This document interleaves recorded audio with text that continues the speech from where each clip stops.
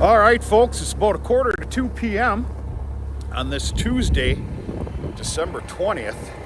Boy, that sun is almighty powerful here today. The cows are just loving it. I'm doing a few things in preparation here. Obviously, it's why I'm making a video. I'll explain what the hell I'm doing. What are you curious about? Huh? You're fine. You're okay.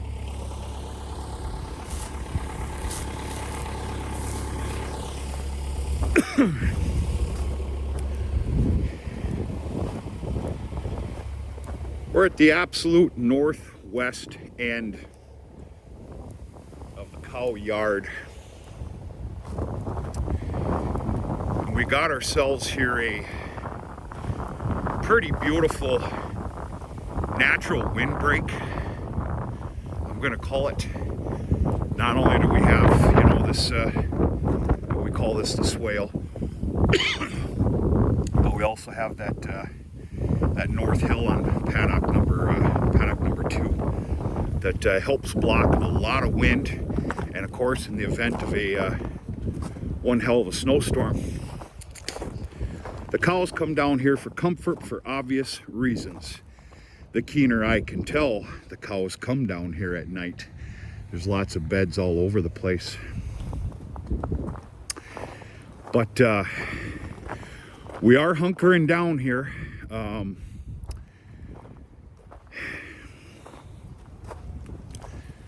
How we doing, girls? Huh? You're fine. You're okay.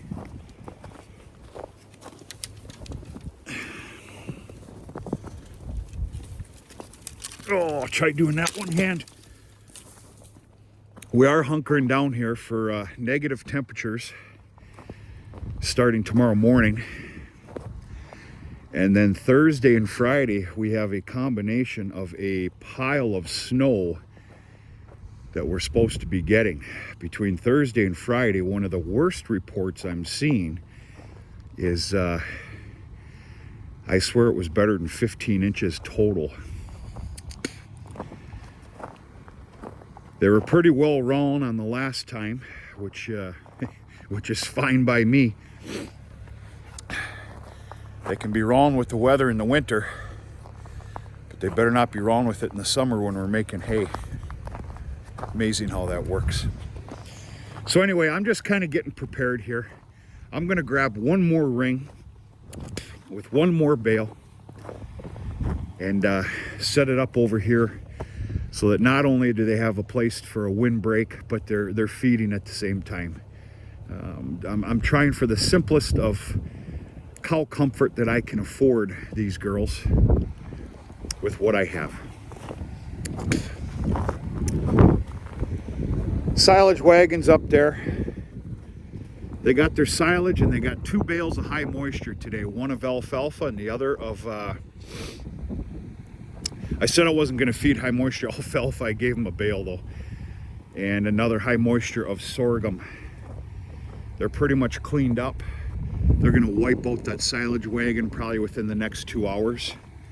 And they're going to have plenty of, settle down, plenty of dry feed here. Now, I don't make it a habit of feeding them full time down here. This is just a little treat with what we have coming. If I do that, I'm going to get a large collection of manure down here, or I have to come all the way back here and clean it up. Now, it doesn't really bother me. I just don't care to do that. This is just a small treat with the weather that we have coming.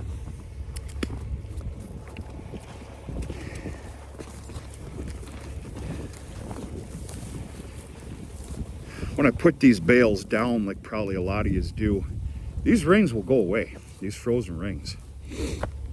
I always take the spears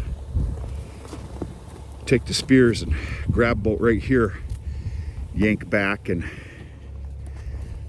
that helps out. Obviously, this is what you have. This was just fed out like 2 minutes before I started this. So that's about it. Everybody's getting along here. I have found great comfort in my the feed that I do have.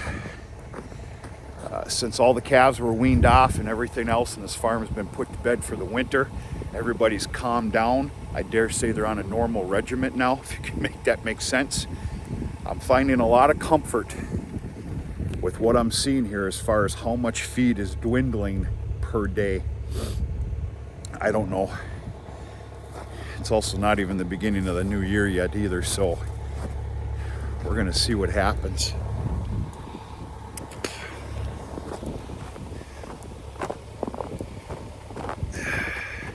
Can I do this without getting shocked? Yep, I did.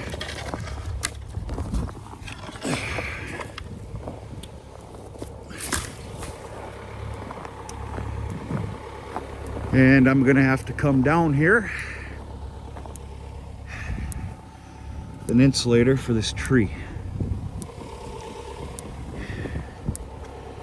No problem.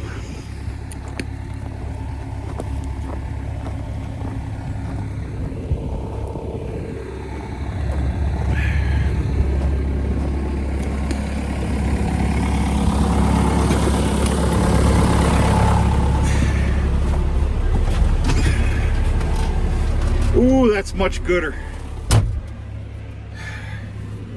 So yeah, that's what I got going on here. Tonight makes my last scheduled beef sale. You know, I had a number of cows slaughtered, basically all hamburger. I did take some quarter cut tenderloins and put those up for grabs as well. Those, of course, are gone. But very happy with the way things are going. I've got my regular dedicated buyers, which I'm very fortunate to have, and I'm starting to see more and more others trickle in, which is great. Truth of the matter is, there's no way I'll sell out tonight. Normally I will, but of course I time it out correctly with sale dates, you know, the amount that I bring in to slaughter and everything. I got a little, I bit off a little too much, I think, this time, and I will probably have hundreds and hundreds and hundreds of pounds left, which is okay. Maybe I'll throw on another sale night after the new year. Hate to keep those freezers going, but what are you gonna do? But happy with that. Last sales this evening. All is well there, and that's about it. Just kind of a dead day. I didn't have a whole lot of odd jobs lined up today because I kind of wiped through them all in the last, whatever. And we're just simply performing a little bit of cow comfort that I can afford here on this operation with the land that I have and with what's to come.